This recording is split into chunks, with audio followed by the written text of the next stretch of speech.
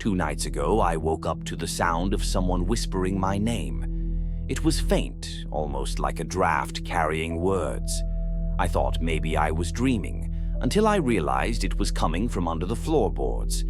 I live in a century-old house with warped wood and pipes that knock in the winter. Strange noises aren't new, but this wasn't random. The voice said my name again, soft and deliberate. I pressed my ear to the floor, and my stomach dropped. The whisper wasn't alone. There was breathing too, slow, heavy, directly beneath me. I didn't go back to sleep. Instead, I shoved my dresser across the floorboards where I heard it, hoping that would keep me calm. But the next morning, the dresser had been nudged a few inches to the side. I live alone. Last night, I tried recording it on my phone. Around 2:41 a.m., the whispering started again. But when I played back the audio this morning, the recording was silent, except at the very end when a low voice rasped, "I can hear you too." My phone rang last night at 1:14 a.m. The caller ID said it was my mom. The problem is, my mom died 3 years ago. I thought maybe it was some glitch or her old number had been reassigned. But when I answered, all I heard was silence. Then, faintly, the sound of someone sobbing. I hung up immediately. I didn't sleep at all after that. My heart wouldn't slow down. When I checked the call log this morning, it wasn't her old number. It was mine. Somehow, I'd missed a call from my own phone. I tried to brush it off until I saw I had a new voicemail. I pressed play with shaking hands. It wasn't static, it wasn't noise, it was me, screaming. Not just one scream, minutes of it. Choked, desperate, like I was begging for my life. And the worst part, the voicemail was time-stamped for 1:14 a.m., the exact time my phone rang. When I moved into this house, the inspector said the crawl space under the floorboards was empty. He was wrong. Last week, I found a wooden box shoved against the wall down there. The house is old, 1940s, creaky, smells like dust and mildew. I bought it cheap because it sat empty for years. Honestly, I wasn't even going to bother with the crawl space until I noticed the vent was cracked open, like something had pushed its way out. That's when I crawled inside with a flashlight. The box was about the size of a shoebox, nailed shut. On the lid, scratched in jagged letters, was one word: "Don't." I should have listened.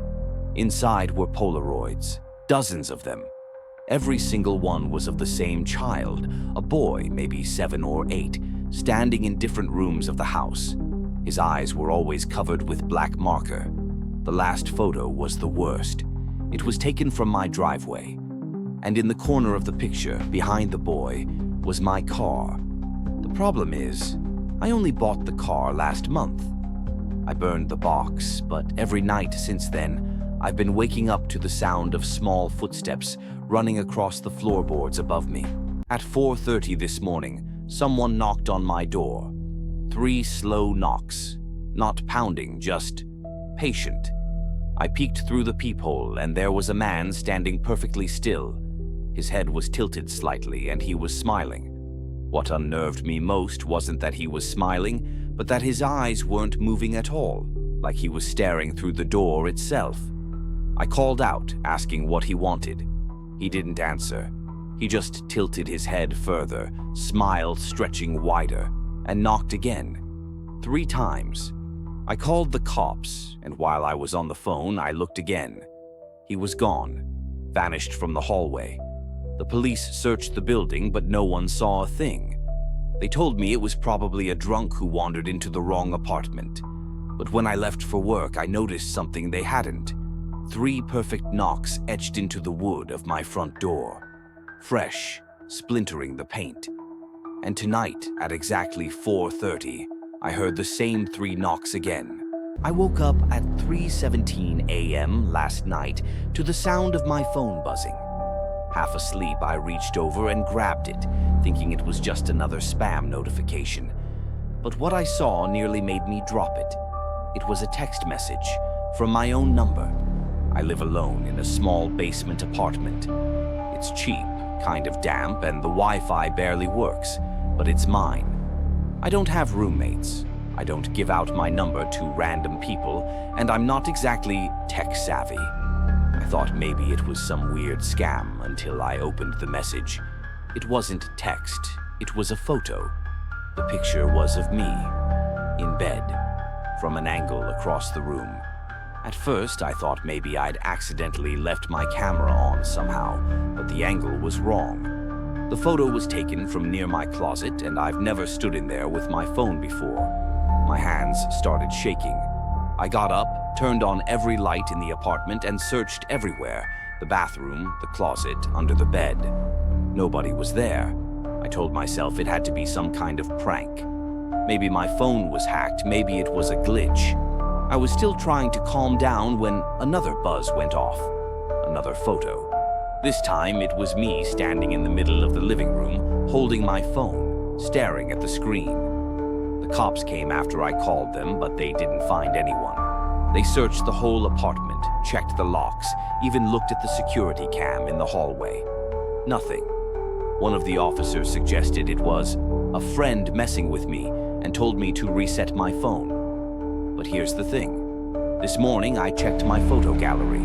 The pictures are gone, wiped completely.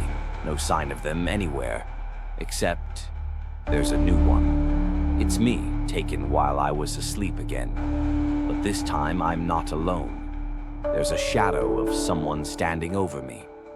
I'm sitting in my car writing this. I don't want to go back inside, please. Has anyone else had something like this happen?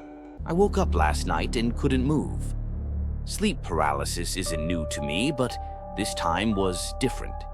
Usually I get the sensation of weight on my chest, a shadow at the edge of my vision. But this time there was someone standing in the corner of my room. At first, I told myself it wasn't real, that it was just my brain glitching as I woke up. But then they moved. They didn't step forward. They seemed to blur closer, like the shadows bent toward me. I could see the faint outline of their head, their arms hanging unnaturally low. I tried to scream, but nothing came out. My chest burned from holding in air. The figure leaned closer and closer until I swore I could feel breath against my face. I blinked, and it was gone. This morning, when I got up, the carpet in the corner of my room was wet, like someone had been standing there all night, dripping. And tonight, as I write this, I keep catching movement in the same corner, just at the edge of my vision. Last night, my roommate came home from work, dropped her bag, and went straight to her room without saying a word. That wouldn't be weird, except she had already been sitting in the living room with me for the past half hour. I've lived with Jenna for 2 years. She's reliable, a little messy, but never the type to prank or scare people. Our apartment is small, so it's impossible to miss someone moving around. When I heard the front door unlock, I thought maybe she forgot something earlier and was coming back. But then I realized she never left. The Jenna on the couch looked at me with wide eyes and whispered, "Did you hear that?" At the same moment, the other Jenna's bedroom door shut. My skin crawled. I couldn't move. Then the Jenna sitting next to me grabbed my arm hard and said, "Don't open it." She was shaking, but her grip was strong. I didn't sleep at all. When I checked her room this morning, nothing was out of place. But here's the thing. I know I heard the door. And the chair I keep propped under the knob at night was lying on the floor. Jenna swears she never left the couch last night. But someone walked into our apartment, went into her room and locked the door behind them. I don't know who or what I let in. I keep hearing noises in my apartment at night. At first, I thought I was just being paranoid. I live alone, and this is my first place by myself. But last night, I woke up to the sound of someone moving dishes around in my kitchen. I rent a small one-bedroom in an older building. The walls are thin and the pipes groan when the heat kicks on, so I've gotten used to weird sounds.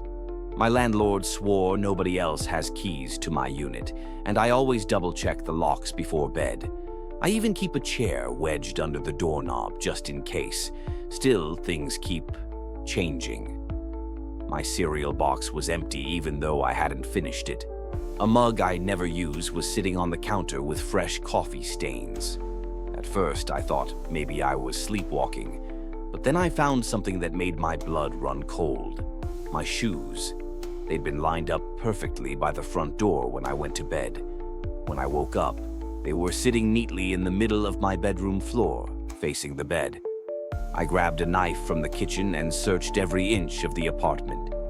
Nothing. No one. I was shaking so bad I barely slept at all. Tonight, it happened again. I woke up to the sound of breathing, slow, heavy breathing coming from inside my closet. I called out, "Who's there?" But the sound stopped instantly. I wanted to open the door, but I couldn't move. I just sat there in the dark, gripping the knife, until my phone buzzed with a notification from my building's security app. Motion detected. Inside my apartment. I opened the video feed and my heart dropped. There was a man crawling out of my closet. He looked directly at the camera before it cut out. I called the cops, but when they arrived, they didn't find anyone. The chair was still under the doorknob and all the windows were locked. I don't know where he went.